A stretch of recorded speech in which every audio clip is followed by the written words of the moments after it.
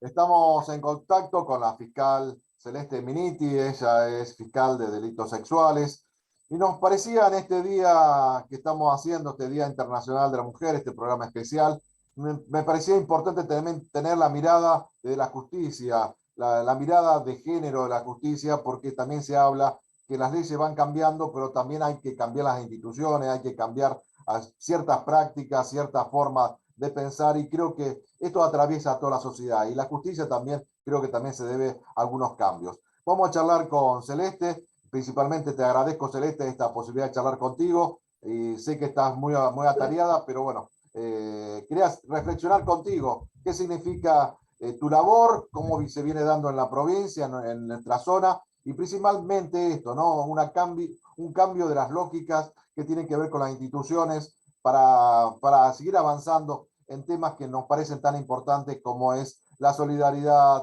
el respeto, la tolerancia y principalmente que no haya más delitos de tipo sexuales como los que están ocurriendo. ¿Qué tal? Muchas gracias a vos por interesarte también en la temática más allá del día particular de conmemoración del Día Internacional de la Mujer. Bueno, es nuestra tarea y creo que a veces sirven las fechas también para reflexionar y plantear en sociedad estos temas que no pueden ser dejados de lado o ser tapados bajo la alfombra, como se decía anteriormente. Exactamente. Sí, hoy son cuestiones, todo lo que tenga que ver con la violencia de género son cuestiones ya de interés público, y ya no son cuestiones del ámbito privado, sino que es obligación de quienes integramos parte del Estado involucrarnos y tratar de erradicar y prevenir las situaciones de violencia. Sí, sabemos que los cambios de leyes también sirven, el cambio de carátula, el cambio de femicidio en vez de un delito sexual, o que antes había atenuante. Hoy el femicidio es una figura importante dentro del marco jurídico y me gustaría también reflexionar sobre esto, ¿no? Sí, por supuesto. A ver, las leyes siempre van un poco por detrás de los movimientos sociales y justamente por eso son importantes los movimientos sociales. Cuando se incorpora la figura del femicidio, se incorpora justamente para visibilizar esta característica particular que tiene la muerte de una mujer por su condición simplemente de mujer, en un marco de violencia de género que no necesariamente tiene que ser un marco de violencia intrafamiliar. Entonces esto viene a contemplar algo totalmente diferente a lo que es la muerte en general de varones, donde se dan otros motivos y quedaba excluida esta motivación, que en definitiva es lo que lo convierte en un agravante, porque el femicidio lo que es un agravante de la muerte de una persona, en este caso de una mujer, por su condición de tal, poniendo de relieve lo grave que es esta discriminación o esta desigualdad que se presenta en los casos de violencia de género. Por eso es muy importante y se revaloriza no solamente la figura del femicidio, sino también una figura que se incorpora con posterioridad, que es la del femicidio vinculado, que es aquella que se produce para ocasionar dolor a una persona, que generalmente se da con la muerte, por ejemplo, de les hijes de una mujer a manos de su pareja o expareja, o algún varón que quiera causarle un sufrimiento. Bueno, sabemos que tu tarea es investigativa, tu tarea es presentar luego todas las cuestiones que forman parte del juicio posterior.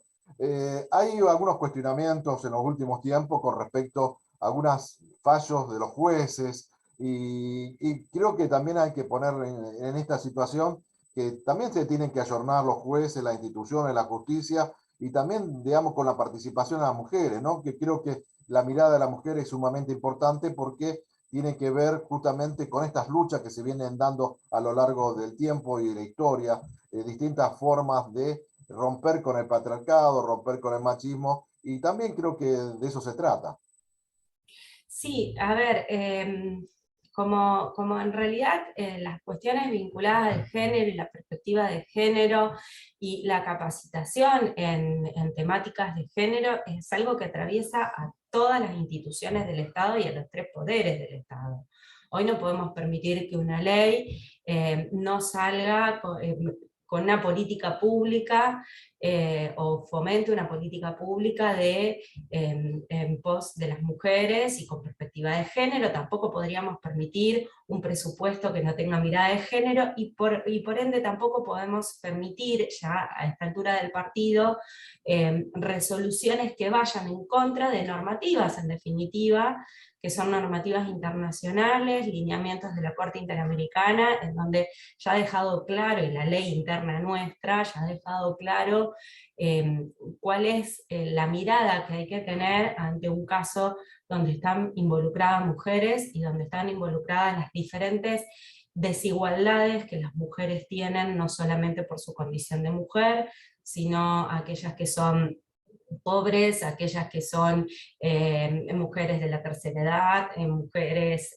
trans, y todas las múltiples vulnerabilidades que las van atravesando. Entonces, tener esta mirada de perspectiva de género que tanto se escucha es obligatorio para todos los ámbitos, no solamente para los jueces a la hora de fallar, sino para los fiscales a la hora de investigar, y para los defensores y defensoras a la hora de defender.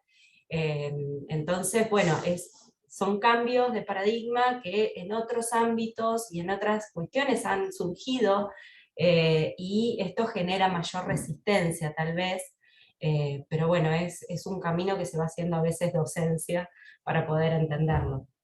Y ayer en la marcha se hablaba que la provincia de Santa Fe es la provincia con mayor índice de femicidios. Creo que también esto hay que trabajarlo mucho, ¿no? Creo que acá hay una responsabilidad del Estado, hay representaciones que hay que romper, tiene que haber colaboración también de la educación y todos los ámbitos, porque creo que es un flagelo que nos está golpeando como sociedad. ¿Cuál es tu reflexión? ¿Cómo viene trabajando la provincia? Si realmente hay un incremento de casos, se mantiene. Me gustaría que pudiéramos charlar sobre este tema, por favor. Sí, hay un incremento de femicidios, de muertes de mujeres por su condición de tal, los números son claros. La pandemia ha ayudado también muchísimo para que esto pase. Y esto va de la mano de todos. A ver, el nivel de impunidad, si hay un alto nivel de impunidad de estos casos, hace a la falta de prevención general, si se quiere, que esto no siga ocurriendo. También está en el entramado social, porque convengamos que los autores de estos hechos son personas de a pie, a veces profesionales que se desenvuelven en sus ámbitos laborales sin ningún inconveniente, pero lo que pasa es que también hay un entramado social que no logra ver esto, hay una víctima que no puede salir porque no tiene los recursos o porque tampoco lo logra ver porque nadie se ha acercado para ayudarla en este sentido. Entonces hay muchísimas herramientas que se vienen reclamando, por ejemplo la Ley de Educación Sexual Integral, que tiene un valor enorme en este sentido de enseñarles a nuestras infancias a vivir una vida sin violencia hacia las mujeres. Tiene mucho también que ver con las políticas públicas de acercamiento y de contacto cercano con las mujeres, porque poder tener un recurso a mano que pueda brindar algún tipo de asistencia o algún tipo de ayuda a una mujer que está en una situación de violencia es importantísimo. Es una decisión muy difícil para las mujeres romper lo que se llama, que es conocido como el círculo de violencia, pero hay mujeres que se pasan toda su vida en esto, y una vez que se animan, esa vez tiene que estar todo el aparato del Estado dispuesto para escucharla, para ayudarla, para que esa vez que se decidió a denunciar sea la última y pueda realmente salir de este contexto. Entonces hay todo un entramado de parte del Estado que tiene que estar presente. Yo siempre creo que toda muerte de una mujer hay responsabilidad del Estado, no necesariamente por acción, sino por omisión, y esto no lo digo yo, en realidad lo dice las comisiones internacionales. Entonces tenemos que poner el foco y el acento en políticas públicas y desde el lado de la justicia en procurar el menor índice de impunidad ante estos casos. ¿Sabes qué estaba pensando? Porque acá también hay una cuestión económica. Vos hablabas de la contención, me parece fundamental que haya instituciones por parte del Estado, organismos, lugares donde se dé contención, pero también hay mujeres que son pobres y no pueden salir del círculo, no pueden salir de la vivienda donde son golpeadas, donde son maltratadas, no hay alojamiento, no hay casas de contención. Digamos, hay un montón de cuestiones que todavía faltan para dar respuesta, porque si no la respuesta es muy corta, es muy leve y justamente a veces por no dar una respuesta adecuada se padece una situación extrema hasta de violencia o hasta la muerte. Y creo que esto se viene dando y creo que hay que poner las políticas públicas en primer lugar a la hora de asistir a las mujeres que acuden, que piden ayuda y que muchas veces tienen que pasar por distintas circunstancias y no la encuentran, ¿no? Sí, coincido con vos, la contención también está en eso, ¿no?